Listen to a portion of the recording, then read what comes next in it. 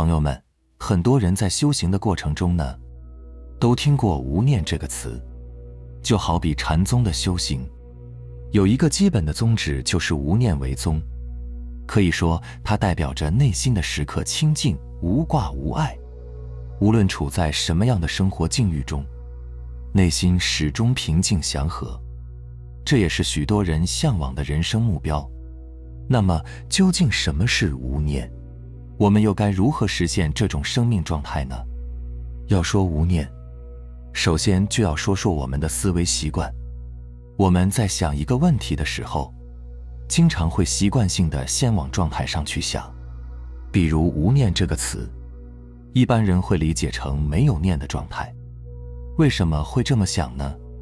无论什么词或什么概念摆在我们眼前，由于此看上去是静止的，于是就会先联想到其静止的含义。举个例子，我饿了，要通过吃东西才能饱，饱了就不吃了。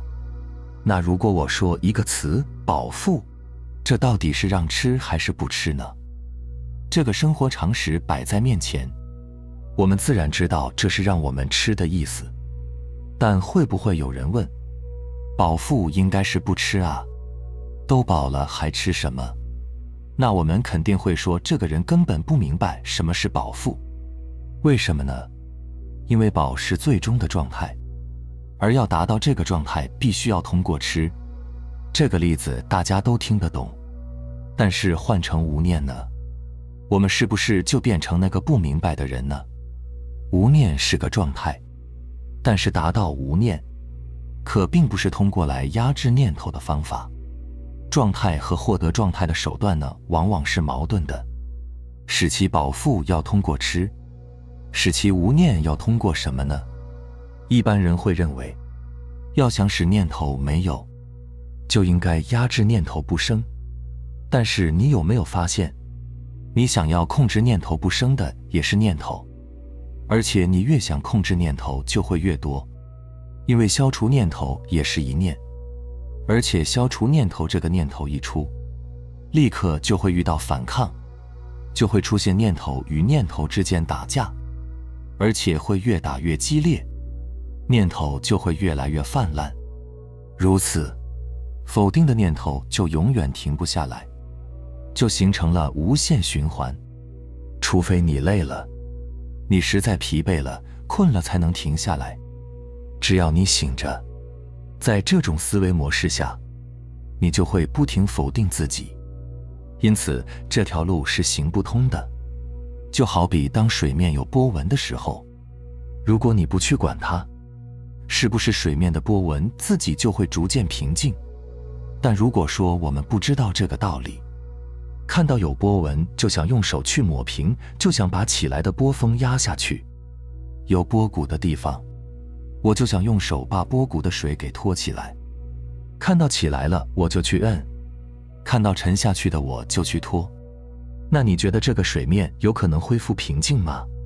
这是不可能的。正确的做法是你不要管它，这样它的波纹确实不会马上消失，但是它总会消失的。我们的念头也是如此。因此，无念并不是说就不能有念头升起。禅宗的无念为宗呢，有两个基本含义。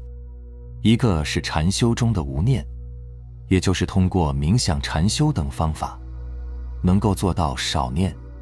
但是无念为宗的第二个含义更重要，便是生活中的无念，也即不住念。念头起来了，不跟随，不分别。也就是说，生活中念头可以有，念头情绪也可以被运用。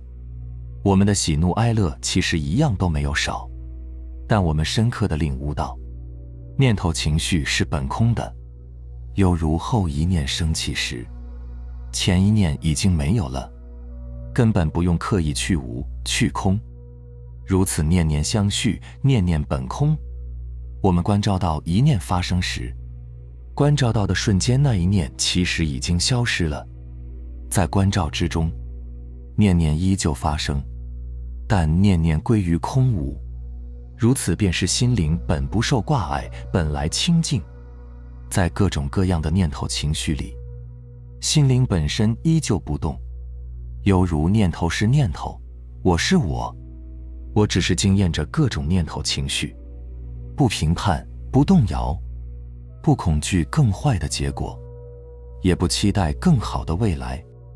就像在运动的念头里本自不动，在思索的念头里本来清静，这就是不住念。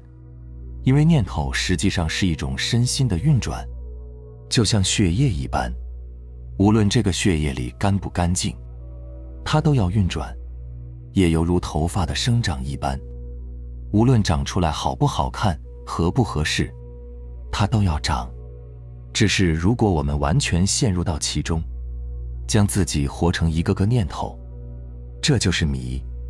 总的来说，在生活中达到无念的方法呢，有2种，一种就是以一念替万念，也就是上面我们讲到的通过冥想、禅修等方法减少念头的出现；另一种呢是不住念，也就是看到念头生生灭灭，但是在念上不再追加一个妄念，能时时保持觉知，不跟随，不抓取，不排斥，不控制，让其自生自灭，从而达到念起即灭的效果。做到这一点，内心就能保持在一个如如不动、了了分明的状态了。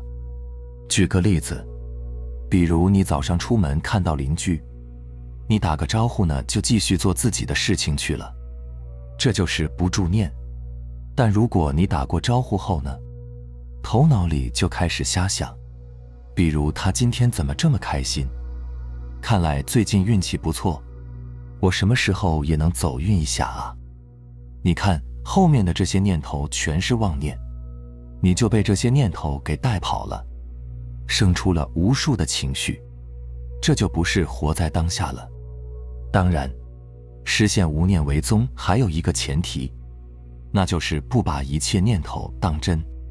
有一句话说，这世上所有的关系都是自己和自己念头之间的关系，也就是说，这世上其实没有别人，没有外在，有的只是自己一个接一个的念头和情绪。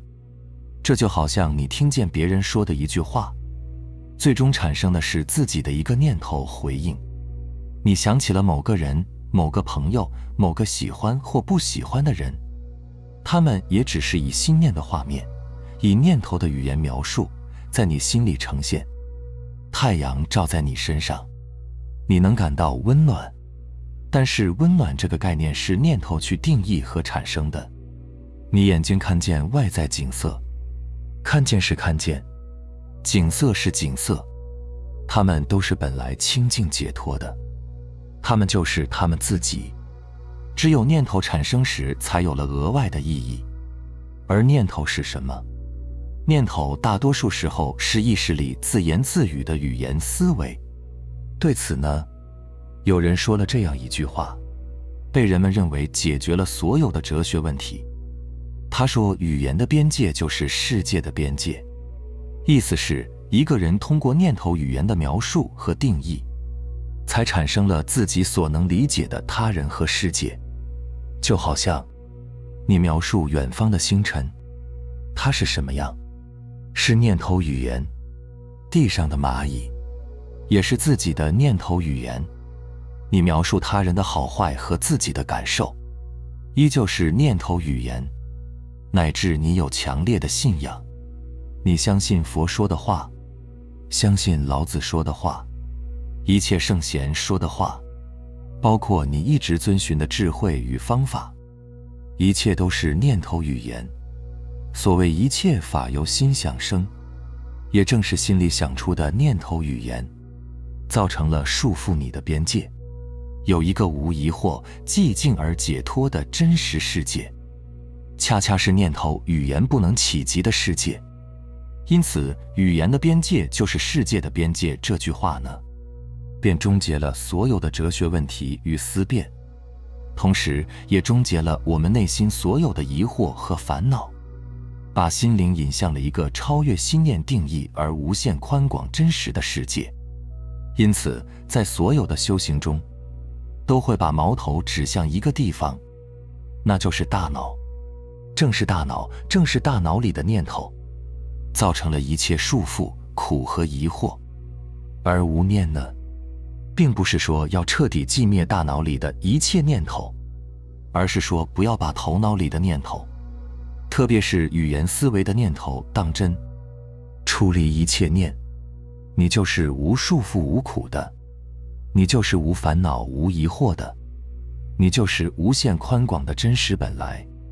你每时每刻都将本自满足、本自喜悦的去看、去听，只是你的念头语言不再参与，一切自然发生。你又仿佛无看无听。所谓做一个无心道人，意义呢就在于此。无心道人是无心去在意念头和感受，无论这一念是什么，是圣人的言语，还是世俗的对错，或是大脑里自顾自浮现的念头话语。所谓过去心不可得，未来心不可得，现在心不可得。若无念头束缚，哪有过去、未来和现在的区别？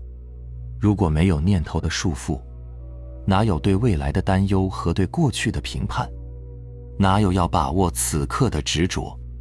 无念有的只是一种宽广无限，有的只是让花成为花，让树成为树，让念头成为每一个念头，不在念上生念，这便是无念，便是诸法如其本来。在这其中，我们便能实现在一切境遇中如如不动，因为终究无念，没有了念头的隔阂，我们将与正在发生的每一个现象合一，我们将与念头本身合一，走向寂静，从而喜悦、安静、解脱，一切无需另求。那种清净圆满超脱的自性本质，其实就在每一个好坏念头里，就在每一种正在发生的生命感受里，我们只需一回头便能看见。明白了吗？好了，非常感谢你能看到这里，希望能对你有所触动和启发。我们下期再见。